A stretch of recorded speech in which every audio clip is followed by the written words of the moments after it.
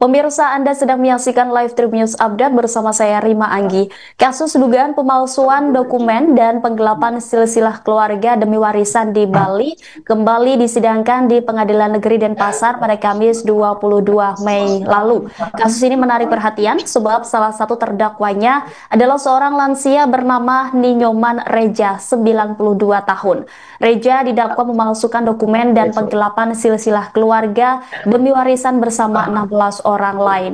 Dalam kasus ini, mereka diduga bekerja sama untuk memalsukan dokumen silsilah keluarga dengan membuat surat pernyataan waris yang tidak sesuai dengan kenyataannya. Berkat surat silsilah palsu itu, para terdakwa kemudian membuat surat pernyataan waris agar bisa menguasai lahan seluas sekitar 13 hektar. Hal tersebut menimbulkan kerugian bagi saksi korban Iwayan Terek dan lain-lain sebesar 718 miliar rupiah. Pemirsa, untuk mengetahui informasi selengkapnya terkait kasus ini, kami sudah terhubung dengan jurnalis Tribun Bali, ada rekan Adrian. Rekan Adrian, silakan dengan laporan Anda. Kasus yang menjerat Ninyoman Reja, 92 tahun yang menjadi terdakwa kasus pemalsuan silsilah saat ini tengah atau telah melewati sidang eksepsi para terdakwa, di mana dalam eksepsi para terdakwa tersebut diharapkan oleh penasihat hukum Vincenzo Jalla untuk pengadilan kembali mempertimbangkan dan mengembalikan penyelesaian perkara ini ke jalur perdata, karena memang perkara ini sejatinya adalah murni sengketa mengenai hak waris yang memang harus diselesaikan secara perdata terlebih dahulu. Dan kemudian kuasa hukum juga menyayangkan kasus yang saat ini tengah menjadi sorotan publik ini, terlebih seorang terdakwa yang berusia 93 tahun ini, di mana tim kuasa hukum menyayangkan proses penetapan tersangka dan penahanan, maksudnya penetapan tersangka terhadap nenek tersebut dan sejumlah terdakwa lainnya. Namun memang disebutkan bahwa nenek tersebut tidak dilakukan penahanan karena faktor usia, namun diwajibkan menghadiri sidang yang dijadwalkan oleh pengadilan negeri Denpasar.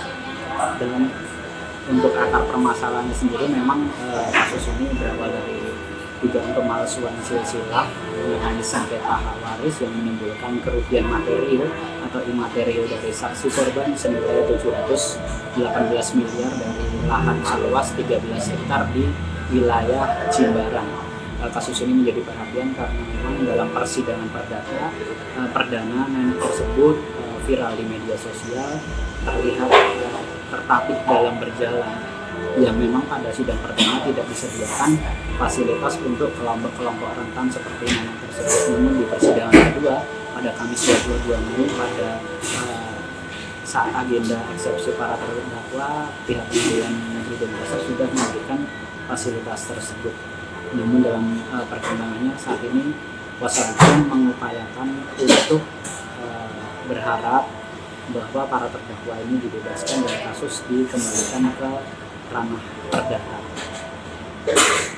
Saya mengucapkan terima kasih kepada Ketua Pengadilan Negeri Denpasar yang sudah menyiapkan fasilitas dari kursi roda, parkir seperti ini, dan juga ruangan tunggu tadi untuk nenek Reja ditempatkan di dalam ruang tunggu di dalam pengadilan. Jadi itu kita sangat berterima kasih kepada Ketua Pengadilan Negeri Denpasar. Bang, kasusnya seperti apa sih, Bang? Iya? Kasusnya seperti apa sebenarnya? Flashback sedikit. Kasusnya ini kan diduga melakukan tindak pidana pemalsuan sebagaimana diatur dalam pasal 263 ayat 1 ayat 2 dan juga pasal 277 KUHP yang ancaman pidananya itu sama-sama 6 tahun penjara gitu. Sejauh ini dalam persidangan rencana seperti apa? Kalau kita dalam persidangan kita tunggu saja hasilnya nanti seperti apa. Jadi kita tidak bisa memprediksi apa yang akan terjadi nanti ya. Itu pemalsuan soal apa ya? Pemalsuan itu terkait dengan, kalau dilihat dari pasal itu pemalsuan surat dan juga menghilangkan asal usul sebagaimana diatur dalam pasal 277 KUHP. Tapi kalau dari hasil dari pihak keluarga sendiri seperti apa? Kalau Abang cerita. Kalau saya belum bisa menyampaikan itu karena itu nanti masuk pada pada materi perkara ya. Jadi saya tidak mendahului hukum acara pidana kita. Ini terdakwa status tahanan dulu atau tahanan? Terdakwa, jadi kita juga terima kasih kepada majelis hakim yang menyidangkan perkara tadi, di mana majelis hakim mengabulkan permohonan kita untuk diadakan penangguhan penahanan kepada kedua terdakwa lainnya yang selama ini atau sebelumnya ditahan kan, tadi dikabulkan oleh majelis hakim. Jadi tinggal satu yang yang ditahan sekarang, yaitu Pak Made Dharma, terdakwa satunya. Mudah-mudahan nanti karena dia itu ditahan di perkara yang berbeda, bukan di dalam perkara yang sama. Jadi nanti kita pada sidang kali berikutnya juga terkait dengan sidang Pak Made Dharma, kita memohon tinggal menanyakan kepada majelis saja, kan kita sudah mengajukan surat untuk ini mohon penangguhan itu. Kalau Nenek Reja kemarin juga sempat ditahan. Kalau Nenek Reja dia tidak pernah ditahan, dia tetap menjadi tahanan rumah. Dari 17 itu satu aja yang masih ditahan. Sekarang tinggal Pak Imade Dharma yang ditahan, kalau yang lain sudah diizinkan untuk menjadi tahanan rumah.